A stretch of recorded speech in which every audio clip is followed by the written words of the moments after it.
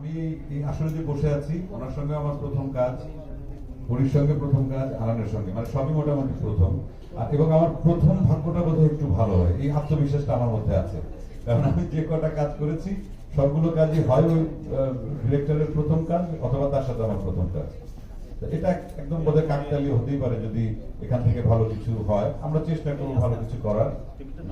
সবকিছু মিলিয়ে আসলে এই ছবিটার জন্য আমার একটা আলাদা আগ্রহ তৈরি হয়েছে এবং চেষ্টা করব কাজটি ঠিকঠাক মতো করতে।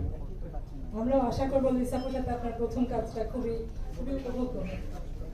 আমি শিওর আপনাদের অনেক কোয়েশ্চেন আছে আমাদের ক্যাস্টের জন্য, তাই আমি চলে যাবো আমাদের প্রিয় অভিনেত্রী পরিমণির কাছে। পরিমণি আপু, এখন বাংলাদেশে যেরকম সিনেমা হচ্ছে